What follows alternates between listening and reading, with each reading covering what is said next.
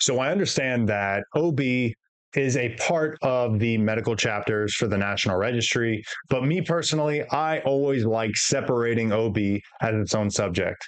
To me, it's always just been so different than anything inside the medical chapter, so I like to put it in its own category. So to start, like most things, we always want to talk about the anatomy. So let's take a look at it. Fertilization of the ovum, remember the ovum isn't the egg, occurs in the fallopian tube approximately 24 hours after ovulation. Now, a lot of students always think that the fertilization occurs inside the uterus. Nope, it occurs inside the fallopian tubes. And once that fertilization occurs, that ovum is now known as a zygote, and that zygote travels from the fallopian tubes into the uterus and finds a place to implant on the endometrium. Now, if you remember what that endometrium is, it's the inside layer of the uterus. Now, that thick layer is laced with blood vessels, and this is where a lot of the nutrients and blood actually comes to that egg or that zygote now to help form the baby. Now, it states here that by the time of implantation, the zygote has undergone multiple rounds of cellular division and is referred to as a blastocyst, which contains structures that will develop into a fetus, placenta, and the amniotic sac. So just from that fertilized zygote, once it starts to change forms, it turns into a blastocyst, and this is what's going to create not only the baby, the placenta, but again, also the amniotic sac. So there's a lot coming out of that blastocyst. That implanting of the zygote may cause painless, spotty bleeding, and that could be considered normal. So the blastocyst, upon implanting in the endometrium lining, will trigger the release of HCG. Now, the only thing I want you to remember about HCG is this is how they do the pregnancy test. So when women are peeing on that little stick thingy that you see, that is just searching for HCG. Once noted, it can confirm that somebody is either pregnant or not pregnant. Now, this HCG is there to just promote this corpus luteum, this means to release progesterone, right? And this progesterone is crucial in pregnancy. So HCG is really important to sustain pregnancy, and this is how they can confirm that somebody's pregnant. Now, it's amazing to think that only 3 weeks is needed for the embryo to actually develop a placenta, the umbilical cord, an amniotic sac, and even the heart will begin to beat just 3 weeks after implanting. It's amazing. Now, as that fetus is starting to grow, understand that the fetus is inside of an amniotic sac. So in that amniotic sac, there's basically fluid, and that baby's floating around inside the fluid. Now, it states here that the sac contains 500 mLs to 1 liter, and the fetus consumes the amniotic fluid and passes its waste into the amniotic fluid, and that's considered normal. Now, that placenta that is attached to also the endometrium is what's going to be supplying blood and nutrients to that fetus. Now, for that to occur, there needs to be some sort of attachment, and that's known as the umbilical cord. So the fetus, which is, again, floating around inside that amniotic sac, is connected with a umbilical cord, and that umbilical cord is where all the blood and all the nutrients are passing from the placenta to the baby, or to the fetus, rather. Now, that is exactly what fetal circulation is. So there's veins and arteries. Look at what it states here, that veins carry oxygenated blood away from the placenta to the fetus. Veins carry away from the placenta. Arteries carry deoxygenated blood away from the fetus to the placenta. So it's backwards in what you would normally consider our circulation. So just something to think about. And I know it might seem a little bit confusing, but you can obviously see how they might ask you some test questions on how fetal circulation works. Now, the blood flow is definitely different in the fetus. And right here it states that blood entering the right atrium is already oxygenated and can follow 2 different paths, right? So the first one is the right ventricle, which will go to the lungs to nourish lung cells, pass from the pulmonary artery directly into the aorta via the ductus arteriosus.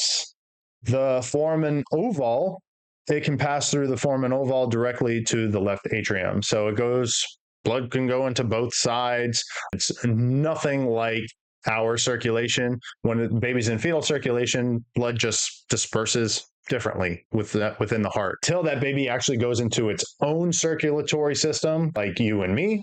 It's going to be this altered circulatory system that is just while it's a fetus. Now, this is actually really impressive that it only states within 30 minutes after the first breath that foramen ovale and ductus arteriosus will close. So it only takes about 30 minutes for this to occur. And that's that heart basically going into its own circulatory system. You'll note after a child is born, after about a minute, the pulsation of the cord, the umbilical cord, will actually stop, and that baby starts like this transitional period from getting blood from the placenta, now using its own blood inside of its own circulatory system to supply blood and nutrients to the baby. Now, I have seen some type of test questions where they do talk about maternal changes, and I do think these are important to understand, and I would highlight these. So the first one is a cardiovascular change, and this one's pretty interesting. It says that it increases approximately 50%. I have seen that on exams, from 4.5 liters to 7 liters of blood. So that's pretty impressive.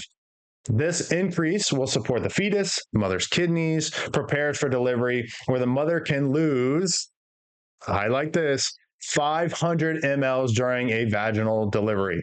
That's just normal. 500 mLs is considered a normal blood loss with a vaginal delivery. Now, if it's a C-section, it states here that they can lose up to a liter or 1,000 mLs, and that is also considered normal for the C-section. Respiratory changes.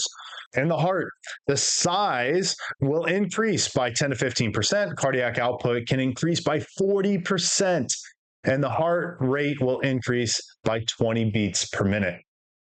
All good stuff to memorize. Respiratory changes. The uterine fundus will push abdominal contents superiorly against the diaphragm. This occurs in late stages, and this is why a lot of pregnant females in the third trimester are short of breath and have a much faster respiratory drive, not only to support the child or the baby development, but also because there's just less room for tidal volume to occur, right? So your lungs have to expand with air, but once that fundus starts to push up on your contents, your abdominal contents, and that starts pushing up into your chest wall, your lungs can only expand so much. So that patient now has to breathe faster to achieve the same oxygen saturation or metabolic need that patient has or that patient needs. Now, it states here in early pregnancy that the tidal volume and minute volume will increase by 50%. So it's saying that with their tidal volume, early pregnancy, because there's so much space for their lungs to expand, that the tidal volume actually does increase, and there's more air that's being breathed, more air that's going into the lungs with each breath. Pretty interesting. Renal and urinary changes. The ureters increase in diameter. So remember, ureters is where urine basically escapes the body. The urinary output, obviously, if the ureter diameter increases, then volume is going to increase. Now, here's an issue that bladder volume, where the urine is stored, actually decreases. Okay, if the uterus starts getting bigger and bigger, there's less space for everything else inside of her body. The actual bladder starts to get compressed and there is less volume. So she should be peeing more volume, but because the bladder is compressed, this is why pregnant females in later trimesters are going to urinate more frequently. Now, here's an unfortunate one: gastrointestinal change. Constipation. The weight of the uterine fundus on the lower intestines can lead to constipation. Very true. Another thing that does lead to constipation is iron. A lot of women that are pregnant, they are on iron supplements, and iron can also cause constipation. So this is not uncommon to see. And we always have to consider this metabolic change of gestational diabetes. This says that it results from a combination of increased carbohydrate intake and a decline in insulin sensitivity, despite an increase in insulin production. Okay, just because there's an increase in insulin production doesn't mean that the body is going to react to the insulin, and this could cause what they call gestational diabetes. So this is something that gets checked when women are pregnant and they are getting blood work drawn. If they note that this person is developing what they call gestational diabetes, don't worry, this is not something that they are now diabetics for the rest of their lives. This is something that is only throughout the pregnancy. Once the baby is born, gestational diabetes will also dissipate with that pregnancy. So the reason I put this chart in here is because I have seen multiple test questions over my years of teaching where they ask, where is the fundus at certain time frames of the pregnancy? So the first one here, it states 12 weeks. It's palpable just above the pubic symphysis. That pubic bone, just above the pubic bone, we can see that we have our 12 weeks. At 20 weeks, which is a very popular test question, the fundus is palpated at the level of the umbilicus, sort of like the belly button area. Okay, it's at 20 weeks. At 36 weeks, the fundus will reach the sternum or breastbone. So you can see 36 weeks. Now that fundus and that uterus is so large that it's pushing all those abdominal contents upward. That's why it is very, I guess you would say, uncomfortable at 36 weeks. Can't talk about OB without the 3 stages of delivery. So the first stage is the dilation stage. What's the dilation of? The cervix. Typically, onset begins with contractions of the uterus, a bloody show, water breaking, which is just the amniotic fluid, right? So the dilation of the cervix is stage 1. In stage 2, this is known as the expulsion stage. Okay, the expulsion stage is during the delivery of the fetus. This stage begins with the fetus that enters the birthing canal and ends with actual delivery of that newborn. Remember, expulsion stage, write that as a note. And the third stage, the placental stage, the delivery of the placenta. So remember, the stage 2 ended with the baby coming out. Now in stage 3, it begins with the delivery of the newborn, but ends with the delivery of the placenta. And this usually takes 30 minutes. I don't know why they say that it usually takes 30 minutes, because they would think that it would really depend on people, but I have seen this on multiple test questions, hence why I added it here. Now let's go ahead and go through some pregnancy words that I think are important to know. Abortion, number 1. God, it started rough. I'm sorry. I just did alphabetical order.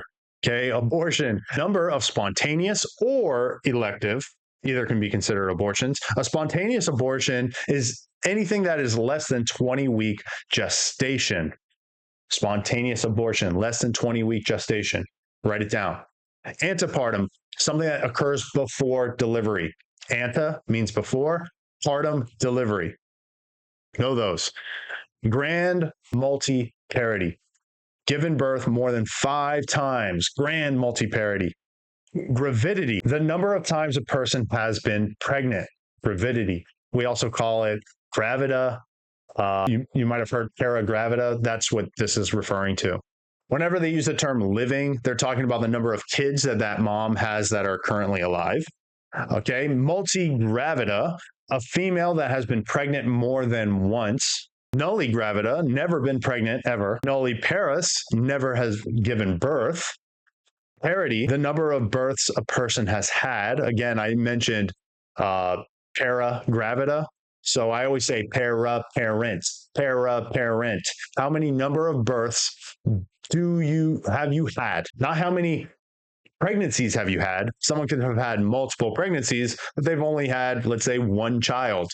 So they can have a gravida of 3, but a para of 1. Just as an example.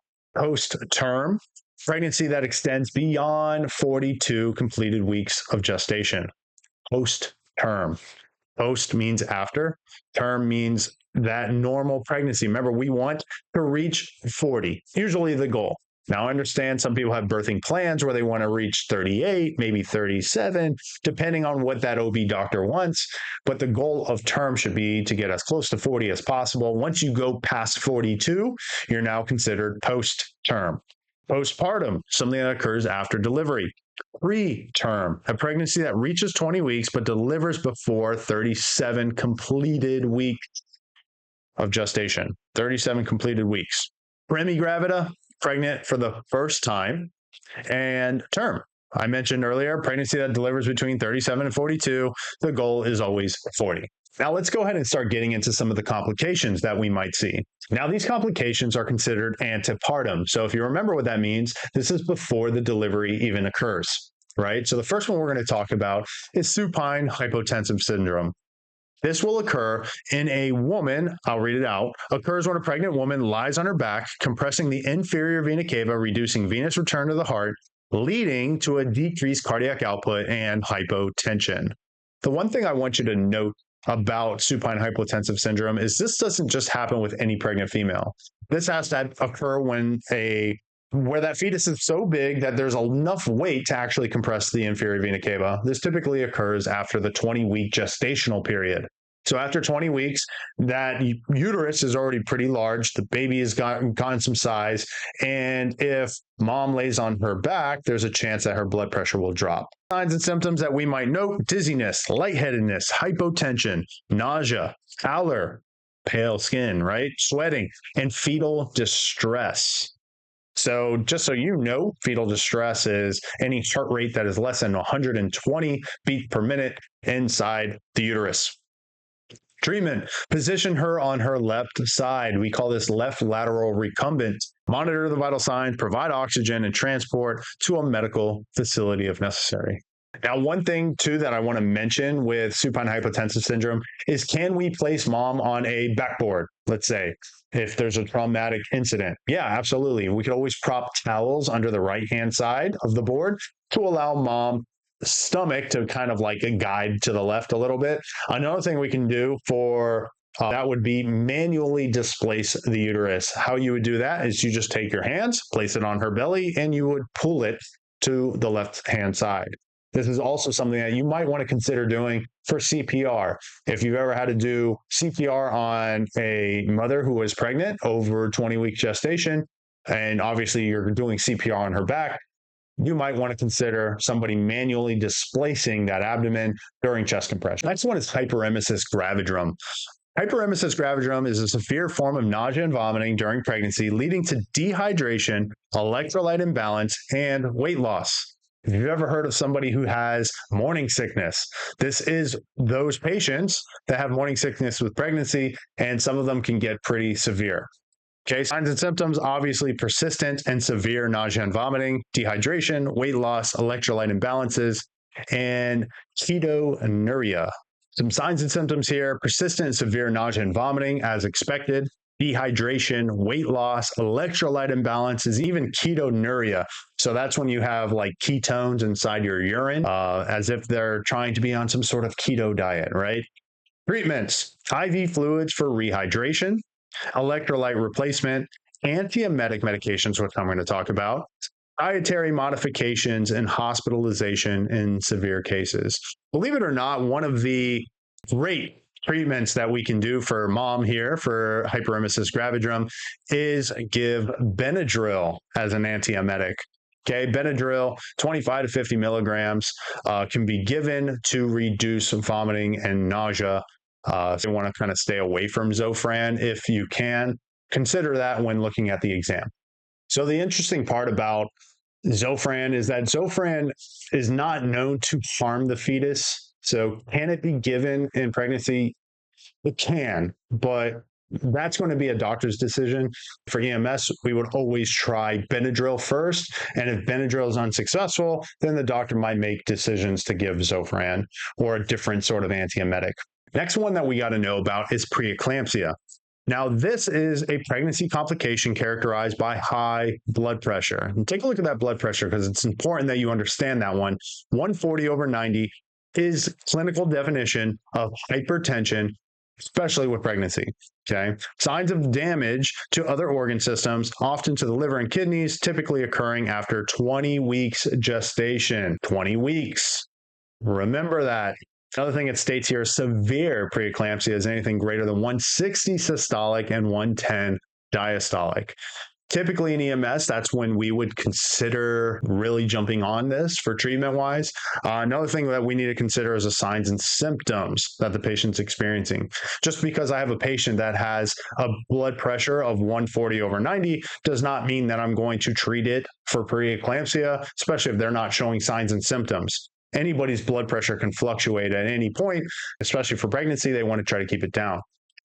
Looking at some of these signs and symptoms, the three must-haves. These three are the reason why this person has been diagnosed with preeclampsia. Are hypertension, protein in the urine, and edema.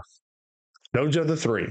Severe headaches, visual disturbances, upper abdominal pain, believe it or not, right side, right upper quadrant, nausea or vomiting, and decreased urine output are all signs and symptoms that she may be experiencing. Treatments. The first treatment, obviously, is to monitor the blood pressure.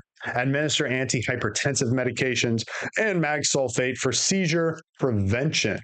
Now, something interesting about magnesium sulfate when given to one of these patients, remember we're giving 4 grams, and when we give the 4 grams, understand that mag does cause vasodilation.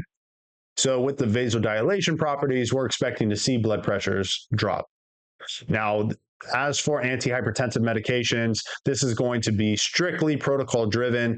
Most textbooks I have seen that the discussion of using antihypertensive medications such as labetalol have been kind of like removed, or they say contact medical control, something of that sort. So err on the side of caution, but it is a consideration. Antihypertensive medications and mag sulfate can be used for preeclampsia. Now, you can't talk about preeclampsia without talking about eclampsia. Remember, this is an onset of seizures or coma in a woman with preeclampsia, a serious complication of pregnancy. So this means that she has been hypertensive, but now she has actually lost consciousness and or seizing and or having a seizure. Some signs and symptoms here, obviously seizures, severe headaches, visual disturbances, again with the upper abdominal pain, AMS, and the hypertension. So treatments, immediate emergency care. Secure an airway, provide oxygen, administer mag sulfate for seizure control, antihypertensive medications, and prepare for an urgent delivery. It's not uncommon for you to see providers using benzodiazepines to try to stop the seizure because we're so accustomed to using benzos. But in this instance, we need to use mag sulfate, which has smooth muscle relaxant properties that can assist with controlling that seizure. If you do run a patient that has preeclampsia, you can control that pressure and seizing before it occurs. If you are behind the 8 ball, don't forget, we still have to give the mag. Going into toxoplasmosis, this conversation can get really out of hand and really crazy.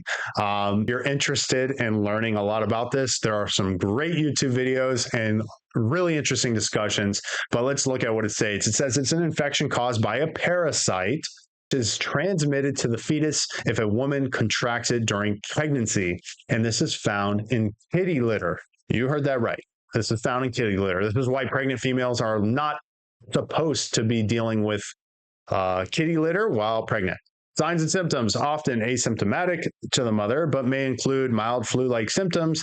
In the fetus, it can cause a miscarriage, stillbirth, or congenital abnormalities. Treatments, an anti-parasitic medication for the mother, monitoring and treatment of the fetus. So obviously there's nothing we're going to do as EMS providers. It's just you need to understand what toxoplasmosis is.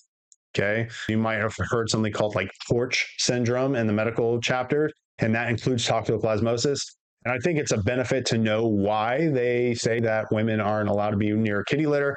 You might see this on an exam, so just make little notes. Next, abortion. And I know we talked about it, but let's take a look at what it states here. Termination of pregnancy before the fetus is viable, which can be spontaneous, known as a miscarriage, usually before the 20-week gestational period, which we spoke about. Some signs and symptoms: vaginal bleeding, cramping or abdominal pain, and passage of tissue or slots. The treatment: monitor and support the vital signs, provide emotional support, ensure complete evacuation of the uterus, so all the parts from the baby, administer medications if needed, transport to a medical facility. Any medications that may be administered, maybe pain management. I can see fluids. Understand that we're there for emotional support and gathering of the fetus. If the fetus is whole and obvious is stillbirth, we will transport mom and the baby to the appropriate facility. Sometimes it's not a whole, complete fetus. Gather whatever you can gather and we'll bag it, and that will be provided to the hospital. Now the classic placenta previa versus abrupto placenta. Let's start with previa. So previa occurs when the placenta partially or completely covers the cervix, leading to a potential bleeding during pregnancy or delivery. Now, all it means is, and you can see in this photo right here, where that placenta is, it blocks the cervix and it's not allowing the baby to actually pass through the birthing canal. I'll tell you right now, a placenta previa is, even though there's a bloody show or there's some sort of bloody spotting, this is not an emergency unless the baby is going into delivery.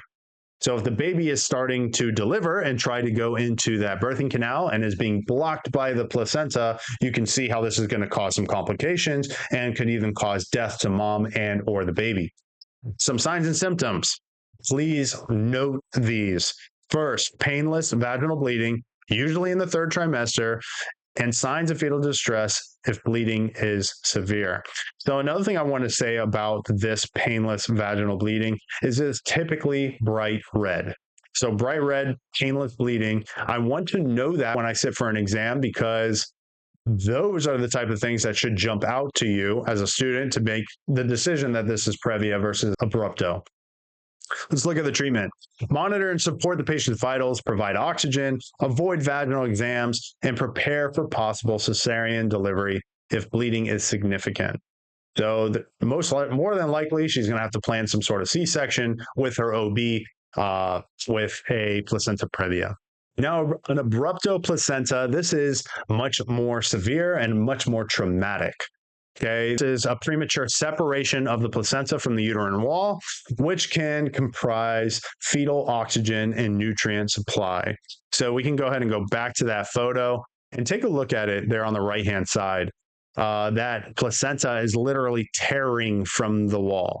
Now, the signs and symptoms associated would be a sudden and severe abdominal pain, dark vaginal bleeding, uterine tenderness, and signs of fetal distress. So much more severe, much more pain.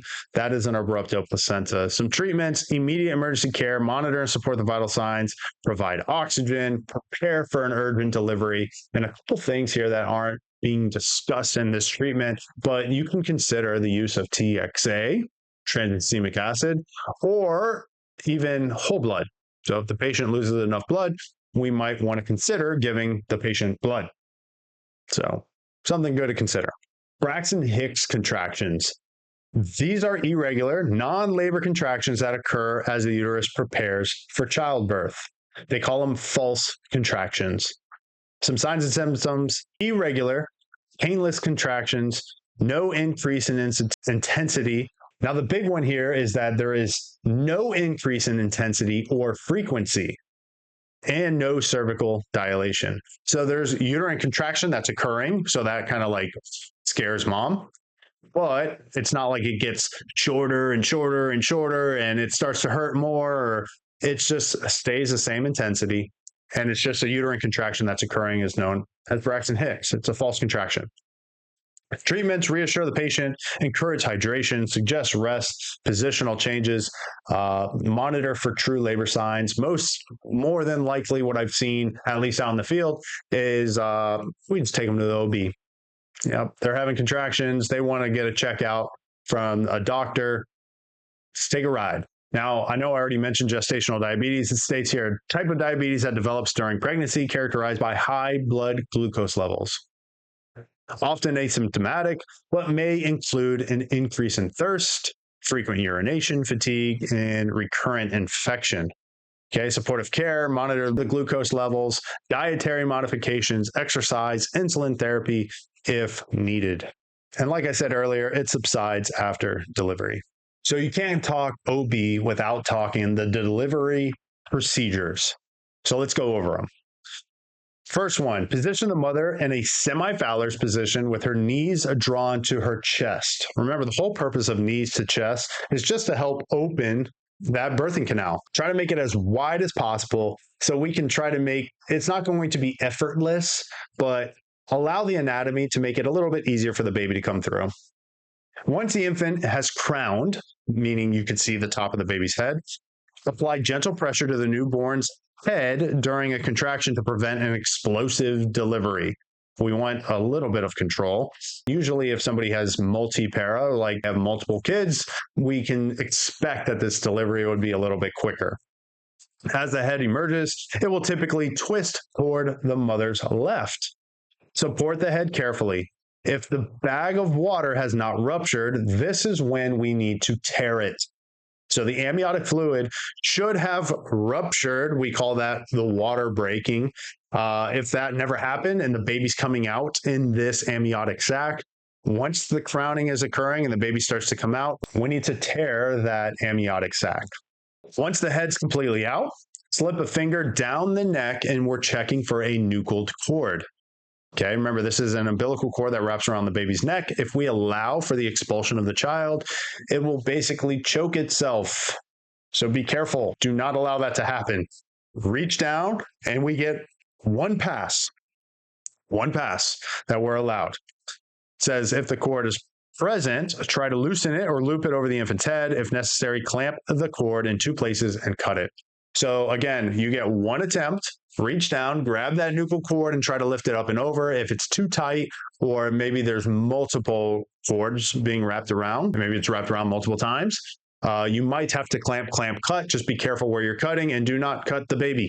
Now, while the head is still out, suction the infant's mouth first, then the nose, ensuring to get into the pockets of the cheeks. Now, this is something that is important for you to understand. The babies are nose breathers, which means if I do suction the nose first, it will stimulate them to breathe. So this is an interesting topic. We all know that newborns, how they feed through breastfeeding, they're supposed to be able to breathe fine while breastfeeding, so they are nose breathers. If we suction the nose first, that would stimulate the child to breathe. And if the child has amniotic fluid or anything inside the mouth, when they take that first inhale, that will cause aspiration. This is why we always suction the mouth first, then the nose. You only have one mouth, two nostrils. Easiest way to remember this.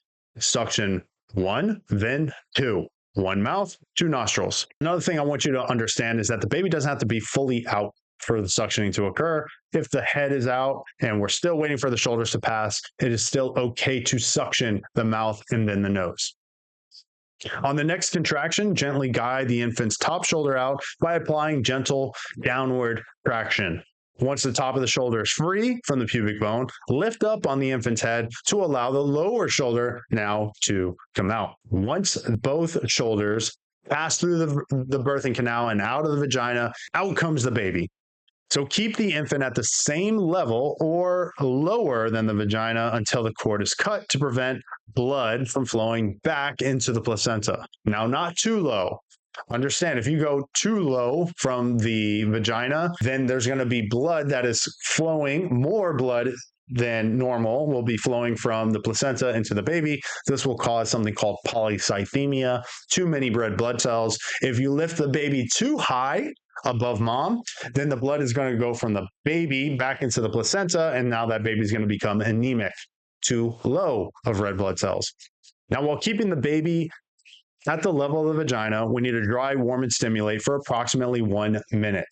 So while you're doing dry, warm, and stimulating, this is when fetal circulation starts to change from the placenta now to the baby. This is when you'll stop feeling the pulsations on the umbilical cord, and now it is safe to clamp and cut. Place the clamp 4 inches from the baby and then 2 inches from that clamp. Okay, technically the furthest clamp should be around 6 inches from the baby. And then we need a cut in between 4 and 6. Okay. Once that cord is cut, now we can perform our APGAR score. Remember, our APGAR scores need to be done at minute 1 after we dry, warm, stimulate, and clamp and cut, then at 5 minutes. It says normal, healthy newborns will have an APGAR score greater than 7. So don't expect yourself to have a 10 right off the rip. It's okay to have lower than 10, but you want it higher than 7. If it's less than 7, you must continue assessing an APGAR score every 5 minutes.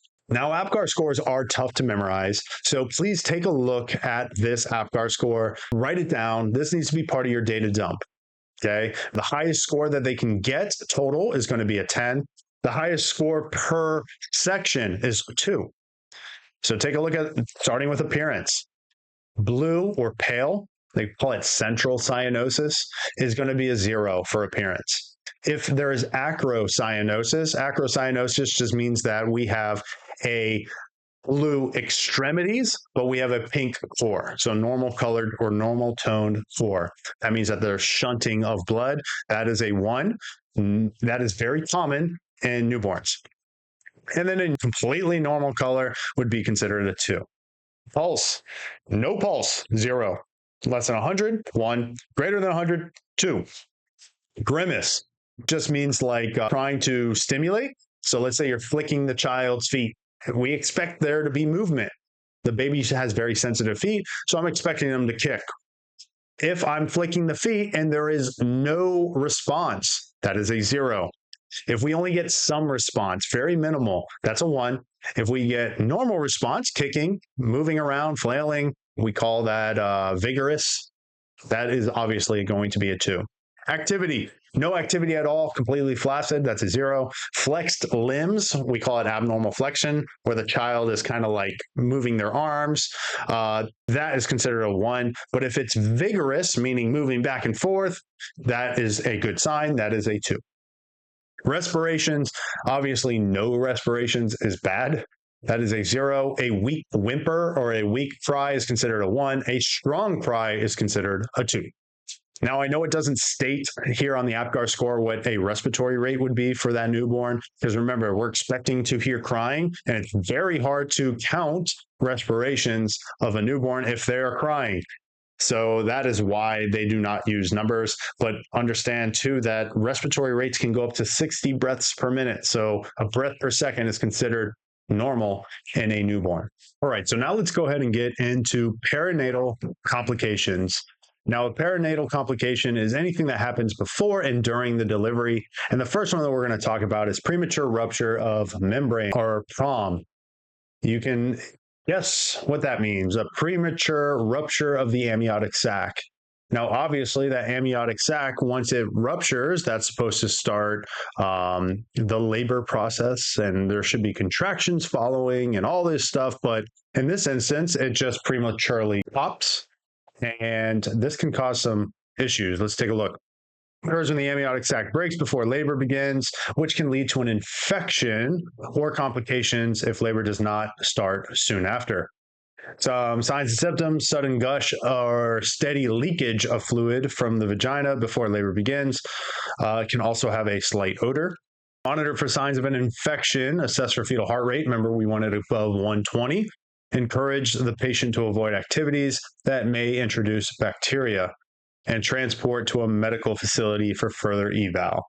Not much that we're going to be doing for PROM, but it's good to know. Next is meconium staining. We're going to be talking about this maybe a couple times here in OB.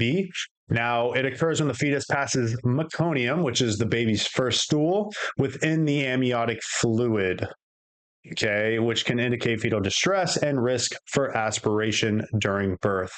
Stool before the baby comes out is a big problem. If the baby's in fetal distress and accidentally, I don't even know if you would consider it accidentally, but during distress, it has fecal matter within the amniotic fluid. When this meconium is stained on the baby, there's a higher risk of the baby aspirating that meconium, which can cause lung infections like pneumonia. Some signs and symptoms: greenish or brownish amniotic fluid observed during the rupture of the membrane. For treatments, prepare for potential neonatal resuscitation. Clear the newborn's airway immediately after birth and provide oxygen if needed. Monitor for signs of respiratory distress or infection. Remember, neonatal distress can lead to the need for resuscitation. Uterine rupture, exactly what it sounds like. A rare but serious complication where the uterine wall tears, which can lead to severe maternal hemorrhage and fetal distress or death. The signs would be sudden, severe abdominal pain, vaginal bleeding, signs of shock in the mother, loss of fetal station, or where the fetus should be, and abnormal fetal heart rate patterns. Okay, treatment: immediate emergency care, monitor for and support vital signs, provide oxygen, prepare for urgent surgical intervention known as a C-section, and rapid transport. So not much that we can do, but if the uterus ruptures or tears, this can lead to some serious complications of bleeding and pain. Precipitous labor is just really fast labor. It states here that it occurs in less than 3 hours from the onset of contractions to birth. This is known as precipitous labor. Intense and frequent contractions with rapid cervical dilation and delivery. Provide calm and supportive care, ensure a safe environment for delivery, assist with birth as needed, monitor for complications such as postpartum hemorrhaging or trauma to the mother and newborn. So just fast labor. Now, fetal macrosomia is a newborn with an excessive birth weight. Macrosomia, this is like the kid's too big, typically over 4,000 to 4,500 grams, up to 9.9 pounds, which can lead to complications during the delivery, as you might expect. If the kid's too big, it's going to be hard to get that kid out of there, all right? Larger than expected fundal weight, excessive weight gain in the mother, prolonged labor, remember we call that post-term labor, and difficulty delivering the shoulders known as dystocia, shoulder dystocia. Prepare for potential complications during delivery, such as dystocia. Provide supportive care. Consider operative delivery if necessary. More than likely, if they're unable to remove the child, depending on the size, they might even elect to just do a C-section just because they know of the complications that are going to happen. So let's go ahead and look at delivery complications. These do not obviously occur before the delivery. This is during the delivery. This cannot happen any other time. Prolapse cord. Starting off with the most severe, right? Occurs when the umbilical cord slips through the cervix into the vagina ahead of the baby, leading to compression of the cord and reducing blood flow to the fetus. Some signs and symptoms: visible or palpable cord in the vagina, fetal distress indicated by abnormal fetal heart rate patterns. Now, a prolapse cord by itself with no pressure on the cord may not seem like that big of a deal. As long as that course is pulsating, we can go ahead and cover it with a moist sterile dressing and everything is great. But once that child starts going into the birthing canal and applies pressure to the cord, now it's going to basically cut off its lifeline and this child can die. So treatments: position the mother to relieve pressure off the cord, knees to chest. Instruct mom to pant during contractions.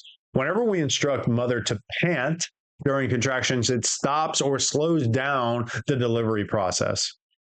Provide high flow oxygen to mom. If the cord isn't pulsating, push the baby off of the cord. This position would have to be maintained throughout transport. Whoever commits their hand into the vaginal opening to push the baby away from the cord, you're stuck there.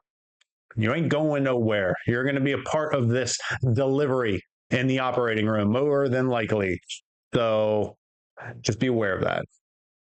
And we only put our hand inside for prolapse cord and or breech. And if we're placing it into a prolapse cord, we're doing it just because there's no more pulsating pulse on that umbilical cord. That's the only reason. Next, we talk a little bit about this with post-term delivery, shoulder dystocia. Okay, this occurs when the fetal shoulders become lodged between the mother's pelvic bone during delivery, preventing the baby from being born. So obviously this kid's got football shoulders and he's having a tough time getting out of that birthing canal because he's too big or she's too big. This is called shoulder dystocia. Let's take a look at some of these signs and symptoms. Difficulty delivering the shoulders after the head has already been delivered. Hurdle sign, where the baby's head starts to go out and then retracts back into mom during the delivery. So the treatment, Mick Roberts maneuver. Write this one down. Mick Roberts maneuver is flexing mom's legs up, again, knees to chest. Here it says mother's legs to her abdomen. Apply suprapubic pressure. Okay, you're basically applying pressure just above that pubic bone. As you're applying pressure, you're trying to minimize the kid's shoulders to like tighten them up, make them like a little missile. So it's a little bit easier for him to go through the birthing, or she to go through that birthing canal.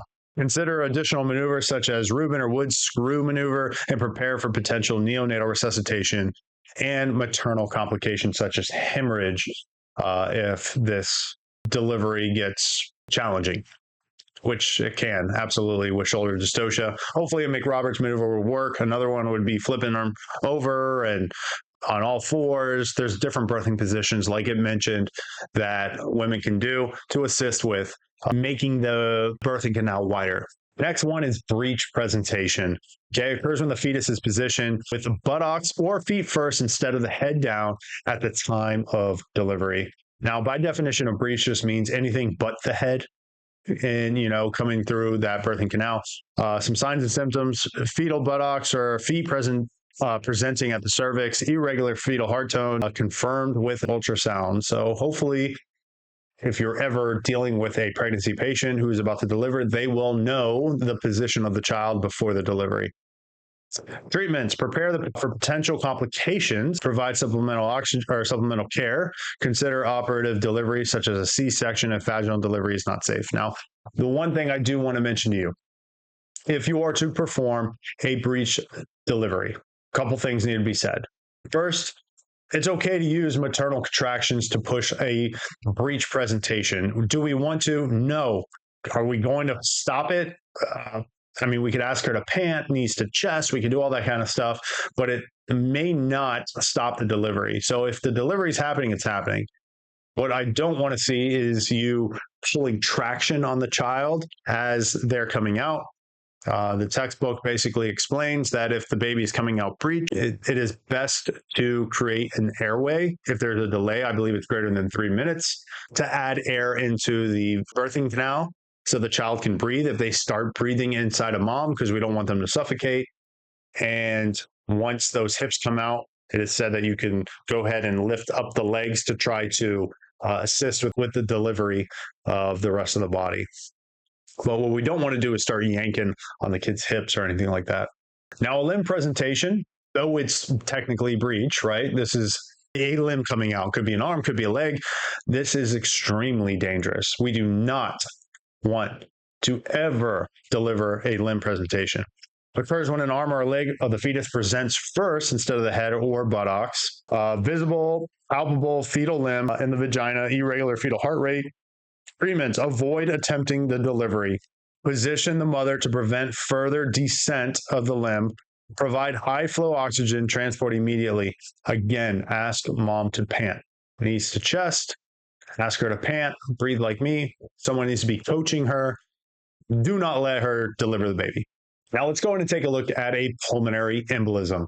Pulmonary embolisms, I understand, you usually see this either probably in respiratory. You're thinking that somebody's got pleuritic chest pain or pain on inspiration, but it is not uncommon to see test questions that have a pregnant female, either who recently delivered, that has some sort of shortness of breath. Let's see what it says. A blockage of the pulmonary artery or one of the branches due to a blood clot, which can be life-threatening, can also occur from amniotic fluid embolism. Sudden onset of shortness of breath, chest pain, remember I called it pleuritic chest pain, pain on inspiration, tachycardia, hypoxia, and signs of shock. Definitely something that is often seen in exams. Treatments: provide high flow oxygen, establish IV access, administer anticoagulants as prescribed, monitor vital signs closely, and transport immediately to a medical facility for further evaluation and treatment. Understand that often with pulmonary embolisms, it is challenging to increase oxygen saturations when parts of the bronchi are just completely occluded, and we're unable to saturate that hemoglobin effectively. So high flows of oxygen and transport. Now, uterine inversion occurs when the uterus turns inside out, often due to excessive traction on the umbilical cord or fundal pressure during the delivery. Severe abdominal pain, hemorrhage, visible, palpable uterus in the vagina or outside. Pretty brutal. Provide high flow oxygen, administer IV fluids, medications to manage for shock, and transport immediately. Now, here's another one that is very similar. Prolapsed inversion, a specific type of uterine inversion where the uterus protrudes through the cervix and into or outside of the vagina. Visible or palpable uterus outside the cervix, severe pain, hemorrhage, signs of shock.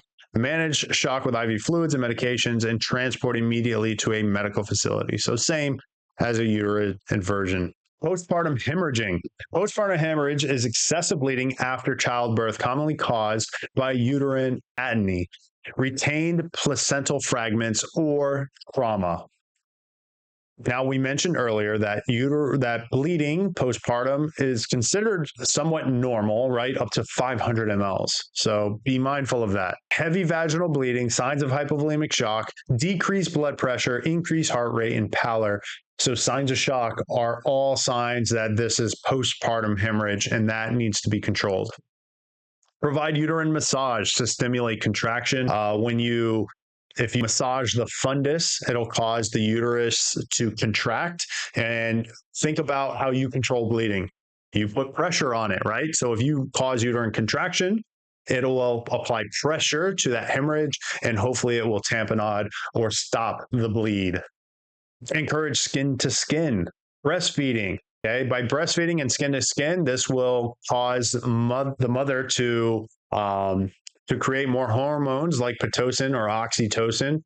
And oxytocin, while it's produced inside a mom, it actually causes that uterus to contract. We can also give it synthetically. Pitocin 10 units IM can be considered, and that will again cause uterine contraction.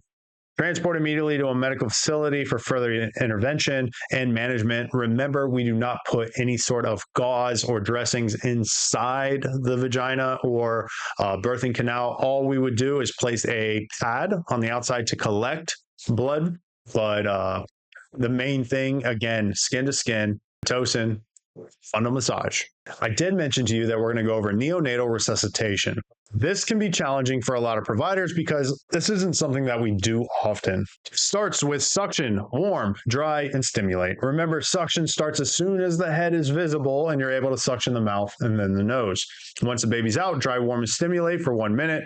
Rub their back, flicking the soles of their feet, maintain body heat. Note the ABCs of the child during this time. Do this while positioned on their back as they become increasingly pink. Now do this while positioned on their back. As they become increasingly pink, place on the belly of the mother to aid in delivery of the placenta and minimize blood loss. Remember, skin to skin, right? If the infant is not yet lively and vigorous, move down to the triangle to oxygenate. So now we're getting into a child who's non-vigorous. We dry, warm, and stimulate, and maybe the guy has a very poor APGAR score. Let's take a look at it. So here's the hierarchy of needs. Please memorize this hierarchy. Number one, suction, warm, dry, and stimulate. When resuscitating a child or a newborn, this does the most impact for that child. Next, oxygenate. As any child, respiratory is extremely important. Remember, hypoxia can cause bradycardia, and that bradycardia with hypoxia can also cause AMS and all other complications that can even include death. So oxygenation is extremely important, and we will talk about how we're going to oxygenate. Next, ventilate. And with ventilate, the need for intubation comes into play. Next, compressions. These are all hierarchy. So ventilation and oxygenation is more important than doing chest compressions on these kids. And the last thing we need to consider is actually providing medications. So let's get after oxygenation and ventilation. States here, hypoxia is the most likely cause for respiratory and cardiac depression. Focus on respiratory, greater than 30 with a strong pry, heart rates greater than 100. Cyanosis of the hands and feet, known as acrocyanosis, with these vital signs is considered normal. Just because you have acrocyanosis doesn't mean that there's something extremely wrong with the child. It's just going to take time, okay, for that to start to become normal colors and that perfusion to improve. If vital signs are good, but you note central cyanosis, that means the core is blue, begin blow-by technique at 5 liters per minute until the color improves. Do not point the oxygen towards the child's eyes. So if we do blow-by technique at 5 liters per minute and you blow it into their eyes, you can actually cause blindness. So be careful. If the child doesn't improve, we need to consider ventilations. A good rule of thumb whenever oxygenating or bagging a child, usually 30 seconds is a good time we should start reassessing. 30 seconds to a minute or where we're doing our reassessments. Let's look at positive pressure ventilation. PPV, positive pressure ventilation, needs to be initiated if the child is apneic. An apnea for a newborn, by definition, is not breathing for more than 20 seconds. Gosh, that's got to be the longest 20 seconds of your life. Or if the heart rate's less than 100. Or it states if there's ineffective breathing. So if you could see the child and the breathing doesn't look like it's good, you might want to consider assisting with ventilations. When ventilating newborns, do not attach oxygen at the start of resuscitation. The only time we ever need to attach oxygen is if we're not achieving oxygen sats at specific minute marks, okay? And you will see the minute marks in neonatal resuscitation. I'll show you them. Ventilate at a rate of 40 to 60 breaths per minute. Watch for visible chest rise and fall. Note that the tidal volume is very low. Why do I say that? Because it's a newborn. Their lungs are super small. You don't want to give full breaths, nice and quick puffs. We just want to see that chest rise and fall, and that means that we're giving adequate ventilations. You may need to close the pop-off valve to the BVM due to increased pressures required, okay, for the first few ventilations. So to actually open up the alveoli, we need to turn off the pop-off valve, and we need to push at around 30 to 40 millimeters of mercury to actually open up those alveoli for the first few breaths. After that, you could take the pop-off valve, enable it. We want it to now pop off, and then we can go ahead and ventilate as normal. Remember, we're ventilating for 30 seconds. After the 30 seconds of ventilations, we're going to reassess. We only consider intubation if ventilation is expected for long periods of time. As a paramedic, I do not recommend anybody jumping right on intubation on a newborn. You assisting ventilations with BVM is more than enough, unless you know this is going to be some like long distance transporting and this kid's got some real serious problems, should the need for intubation be considered. If the newborn does not improve and the heart rate gets lower, we're going to talk about heart rates less than 60 or really poor perfusion, we may want to consider CPR. We're going to start talking about the need for CPR in newborns, especially when their heart rates go less than 60. Let's take a look at it.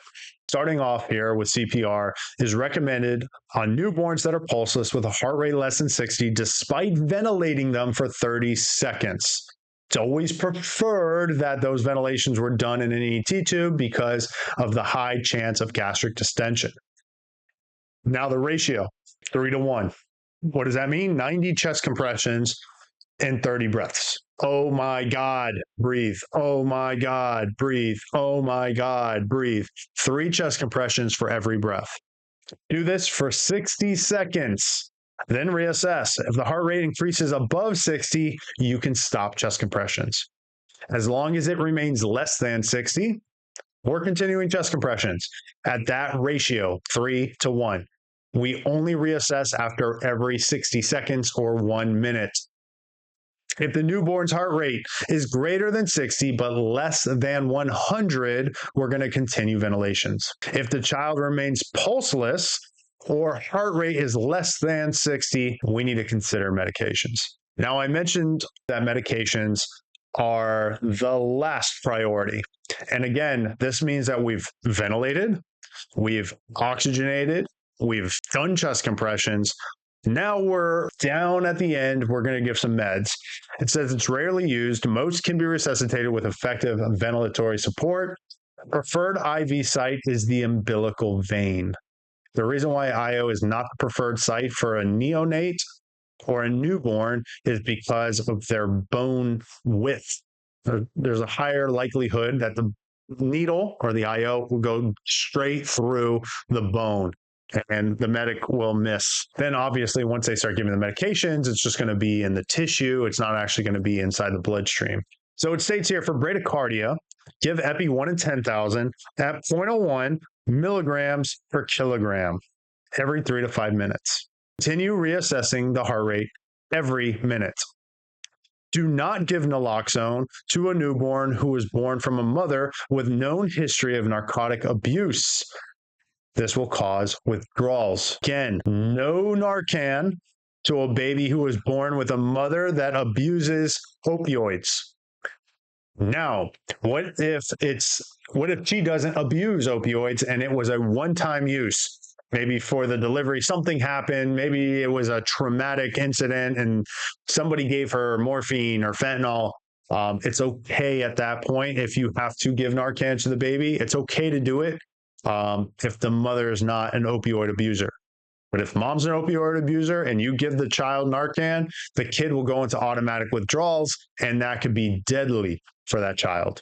Believe it or not, kids that are born from narcotic parents, they actually have to be weaned off opioids. So they'll actually be put on like some sort of drip for like morphine and just given small increments until they can wean that child off of opioids because that kid needs it to live. Fluids can be given for hypovolemia. Remember, we're doing 10 mLs per kilogram. We're not doing 20. 20 happens after that child's been alive for 1 month and then become an infant. Now we can give 20 mLs per kilogram. If the need for dextrose, saying that that child's blood sugar is less than 45, we can go ahead and give D10. Dextrose 10% or D12.5 is another one that you might hear. But D10 is probably the most common. We do 5 mLs per kilogram, and that is going to be slowly infused to try to improve blood sugars. So now that we talked about newborn or neonatal resuscitation, now we got to talk about some complications. The first one here is a newborn seizure. It says seizures in newborns can be caused by various conditions, including hypoxic ischemic encephalopathy, metabolic imbalances, infections, or congenital brain malformations. Obviously, repetitive jerking movements, subtle twitching, changes in alertness, abnormal eye movement, apnea, alterations in muscle tone.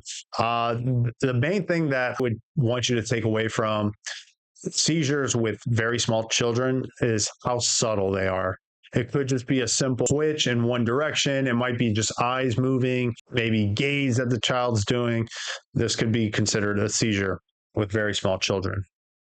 Ensure that the airways pay in at all times, provide oxygen, monitor those vitals, obtain blood glucose levels, contact medical control to administer benzos, okay, and transport to a medical facility for further evaluation. I would say that most seizures with very small kids are usually very short. So the need for benzos is more than likely not needed. Esophageal atrasia, congenital defect where the esophagus does not develop properly and ends in a blind pouch, often associated with tracheal esophageal fistula. So this is pretty brutal. This means that the kid's esophagus and the trachea are combined. So you can imagine if you eat food, you choke. So excessive drooling, difficulty feeding, choking, coughing, cyanosis, respiratory distress are all signs and symptoms. For treatment, position the infant to prevent aspiration, suction oral secretions, provide supplemental oxygen, withhold oral feeding, establish an IV. The kid needs surgery. Next, we got infantile hypertrophic pyloric stenosis. So this condition occurs in infants where the pyloric muscle thickens, obstructing gastric emptying. Some things that we might see with these kids is projectile vomiting, persistent hunger, dehydration, weight loss, and palpable olive-like mass in their abdomen. Treatments is just rehydration. Monitor for signs of dehydration. The kids will need a surgical intervention. That poor baby.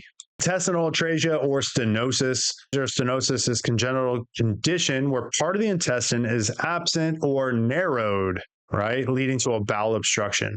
Remember, that's all stenosis means, narrowing. Some signs and symptoms: abdominal distension, bilious vomiting, failure to pass meconium, and feeding intolerance.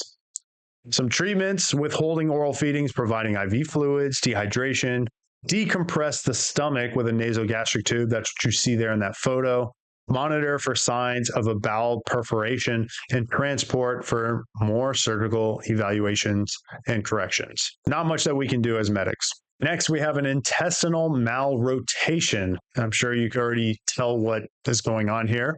Congenital anomaly where the intestines do not rotate properly during fetal development, which can lead to a volvulus and obstruction. Again, with vomiting, abdominal pain, distension, and signs of shock, all we can do is provide fluids, decompress the stomach with a nasogastric tube, avoid any feeding, monitor signs of shock. Again, surgery is required. Now, I mentioned to you that meconium would get brought up again.